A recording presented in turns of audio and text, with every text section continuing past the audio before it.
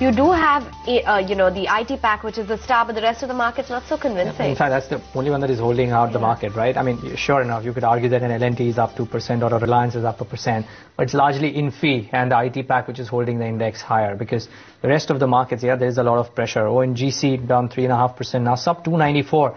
Well, it's seemingly that it's not just gas, but a lot more that the government is intent on taking away from ONGC with all that's happening of late. The news flow hasn't been the most positive after that initial spurt. Mind you, when the first piece of news broke out, or rather when the gas price hike was announced, ONGC was 350 on opening tick. From there to come down to 294, it's almost a 16 or a 17% gash over 10 or 11 trading sessions. So this probably counts as amongst the top losers the last few sessions.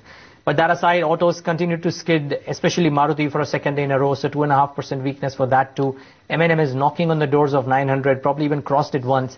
So yeah, there is weakness generally. I don't think the market breadth too is extremely positive today. Yesterday we had 4:1 or thereabouts in favor of the advances.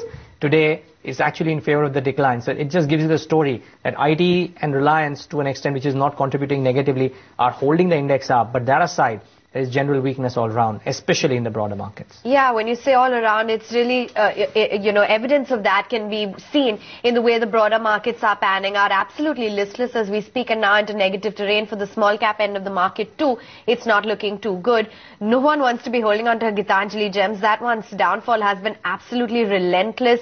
You've got something like a JSW Energy, a Shasun Pharma, UB Holdings, Aptech, all of those coming under a fair bit of pressure.